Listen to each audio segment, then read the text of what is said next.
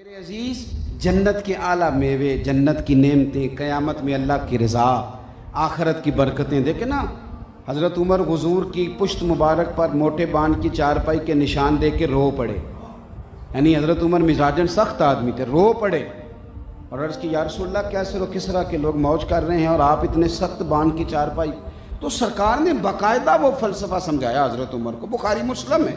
حضور نے فرمایا عمر یہ تو کیوں پریشان ہو گئے؟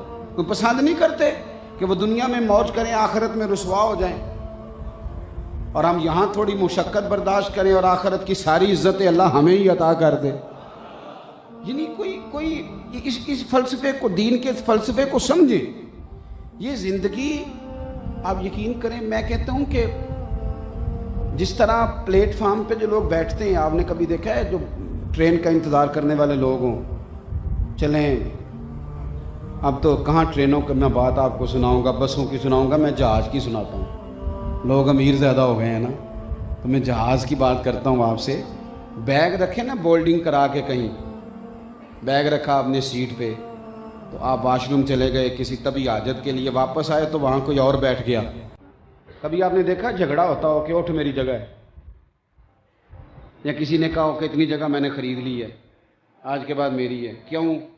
اس لیے نہیں جھگڑا ہوتا کہ انہیں پتہ ہوتا ہے کہ پہلی فلائٹ سے میں نے چلے جانا ہے، جھگڑا کرنے کی ضرورت نہیں۔ بس سٹینڈ پہ جھگڑا نہیں ہوتا، نہ کوئی بندہ جگہ خریدتا ہے کہ یار روز میں یہاں سے بیٹھ کے ڈیوٹی پہ جاتا ہوں تو یہاں 2 مرلے خرید نہ لوں۔ کبھی دیکھا آپ نے خریدتے ہوئے؟ حضرت انس بن مالک رضی اللہ تعالیٰ عنہ فرماتے ہیں کہ ایک عورت نبی پاک صلی اللہ علیہ وسلم کی خدمت میں آئی اور اس بی بی کو نا مرگی کا مرض، مرگی کی بیماری، سمجھ آ رہی ہے میری بات کی؟ مرگی کا مرض اعصابی ہوتا ہے، بندے کا ذہن بھی کنٹرول کر لیتا ہے اور جسم بھی، انسان گر بھی جاتا ہے، بے ہوش بھی ہو جاتا ہے اور وقتی طور پر اعضاء بھی صحیح کام نہیں کرتے، یعنی یہ سخت مرض ہے اور انسان نارمل زندگی نہیں جی پاتا مرگی والا بندہ۔ خوشی غمی میں لوگوں کے گھر بھی نہیں جاتا کہ پتہ نہیں کب دورہ ہو جائے گا مرگی، اور اگر وہ خاتون ہو تو عورت کے اندر ویسے حوصلہ کم ہوتا ہے۔ مرگی کی مریض عورت حاضر ہوئی اور اس نے حاضر ہو کے نا سرکار کی بارگاہ میں عرض کیا یا رسول اللہ صلی اللہ علیہ وسلم میں بڑی پریشان ہوں، میرے لیے دعا کر دے رب مجھے شفا عطا کرے۔ حضور مجھے مرگی ہے، میں بڑی تکلیف میں ہوں، میرے لیے دعا فرمائیں۔ قربان جائیں مدینے والے محبوب کی شان۔ حضور نے کیا خوبصورت انداز اختیار کیا، ہر موقع پہ خوبصورت۔ سرکار فرمانے لگے ایک سودا نہیں کر لیتی؟ حضور حکم کریں۔ حضور فرمانے لگے اگر تو چاہے تو میں تیرے لیے دعا کر دیتا ہوں، اللہ شفا دے دے گا۔ اور فرمایا اگر تو کرے نا صبر تو میرا وعدہ ہے رب تجھے جنت عطا کرے۔ چلیں جی، آپ نے ماشاءاللہ سبحان اللہ کہیا بیٹھے، وہ میرا اپنے آپ سے اور آپ سے سوال ہے کہ ہمیں اگر کوئی پیر صاحب کو، سید صاحب کو اللہ کا بندہ کہہ دے کہ شفا لینی کہ جنت، تو ہمارا کیا مطالبہ ہے؟ کہنا پیر جی گوڈا ٹھیک کرو نا، انشاءاللہ اللہ جنت بھی دے گا تہاڈی دعا نا۔ لیکن یہ صحابہ کو نا وہ جو عین الیقین حاصل تھا، میں ایک اہم مسئلہ آپ کے گوش گزار کر رہا ہوں کہ وہ سمجھ گئے تھے کہ آخرت ہمارے لیے بہتر ہے۔ حضور صلی اللہ علیہ وسلم نے فرمایا اگر تو کہے میں دعا کرتا ہوں رب شفا دے گا، اگر تو صبر کرے تو وعدہ ہے رب جنت دے گا۔ حضرت انس کہتے ہیں اس نے 1 منٹ نہیں لگایا سوچنے پہ، فوراً بولی، عرض کرنے لگی یا رسول اللہ تھوڑی سی تو زندگی ہے، میں مرگی کے ساتھ ہی گزارا کر لوں گی، دعا کرے رب مجھے جنت عطا کر دے، میں گزارا کر لوں گی مرگی کے ساتھ، اتنا لمبا تو وقت ہی نہیں دنیا میں گزار لوں گی جو چند سال ہیں۔ آپ سمجھیں بات، یہاں حد ہو جاتی ہے، لوگ پریشان اتنے ہو جاتے ہیں یہ کام صحیح ہو کیوں نہیں رہا؟ وہ بھائی دنیا سکھ کی جگہ ہے ہی نہیں، یہ سکھ کی جگہ نہیں، یہ تو دنیا سجن المومن، دنیا مومن کے لیے قید خانہ ہے، تو قیدی کی اپنی مرضی نہیں ہوتی، مرضی مالکوں کی ہوتی، تو یہ اللہ رسول کی مرضی کے مطابق چلے۔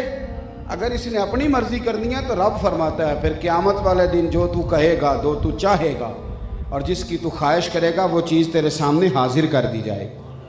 تو بھائی یاد رکھ لیں، آخرت کو ترجیح دیں، آخرت کے لیے تیاری کریں، ایک ذہن بنائیں اپنا 24 گھنٹوں میں ہم اپنی دنیا داری کے لیے بڑا کچھ کرتے ہیں. آپ یقین کریں, پتہ ہو جائے نا فلانی جگہ بندے نے ناراض ہو جانا ہے اور آج میری مجبوری بڑی ہے, میں خود نہیں جا سکتا, تو وہاں بندہ بیٹے کو بھیجتا ہے, بھائی کو بھیجتا ہے, تو ولیمے پہ چلا جا, تو تعزیت پہ چلا جا, تو فلانی جگہ چلا جا. سارا دن لوگ اپنی دنیا داری ٹھیک کرتے رہتے. اور میں نے دیکھا ہے اب تو بڑے بڑے رسمیں ہو گئی ہیں دنیا داری ٹھیک کرنے کی. عید مبارک بھی کہنی پڑتی ہے, عید مبارک بھی کہنی پڑتی ہے, اور کوئی نیا سال آ گیا تو مبارک دینی پڑتی ہے.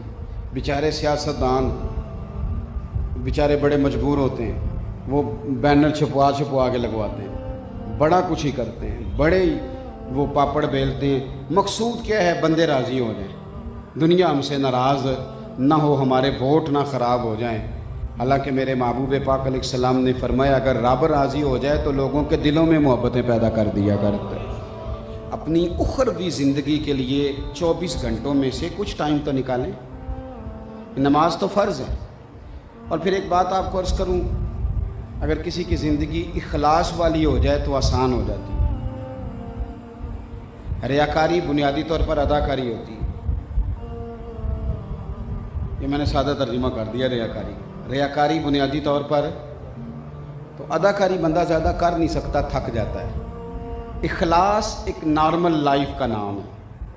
نارمل, آپ نے بلا لیا کسی نعت خاں کو, طے ہو گیا 30,000 روپیہ, آپ نے اس کو لاہور کی دعوت دی, لاہور کا بتایا, لیکن ساتھ تھا, جانا تھا ساتھ کسی گاؤں میں. ہمارے اللہ ماشاء اللہ نعت خاں کہہ دیتے ہیں جی 5,000 اور لوں گا, آپ نے تو لاہور بتایا تھا, تو یہ تو آگے جانا پڑ رہا ہے. کیوں؟ اخلاص نہیں. اور اگر ہو اخلاص اور بتایا جائے لاہور اور جانا پڑے 10 کلومیٹر آگے, تو بندے کے اندر سے آواز آتی ہے کہ یار جن راہوں پہ گاڑی اور زیادہ چل کے جائے گی وہ ساری صبح قیامت میرے ایماندار ہونے کی گواہی دیں گی. وہ کہیں گے اللہ یہ بندہ مومن تھا. اخلاص تھکن سے نجات دیتا ہے. الحمدللہ تعالی. میرے حضرت صاحب رحمۃ اللہ علیہ فرمایا کرتے تھے اگر تم نے اکنا نہیں زندگی میں, بندہ تھک جائے تو کام چل جاتا ہے, اکتا جائے تو کام چلتا, اکتانے والے لوگ آوازار ہو جاتے ہیں, تلخ ہو جاتے ہیں. اگر اکتانا نہیں تو دین کا کام اخلاص کے ساتھ کرو, آپ اکتائیں گے نہیں.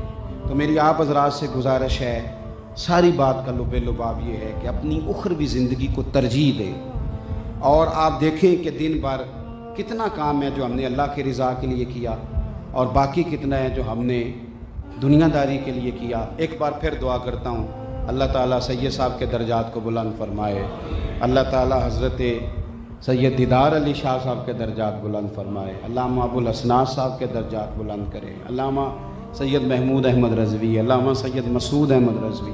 اللہ تعالیٰ ان سب بزرگوں کے فیوز و برکات کو جاری فرمائے. حضرت صاحبزادہ صاحب کو اللہ مزید برکات اور توفیقات عطا فرمائے. آمین. آخر ستا اٹھ کے کوئی نہیں خوش ہوتا,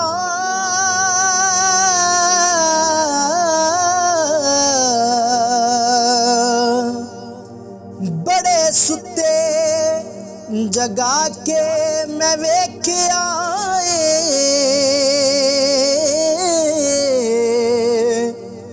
کتے جیا نہیں کوئی وفادار ڈٹھا, تے ٹکر سکا بھی پا کے ویکھ آئے.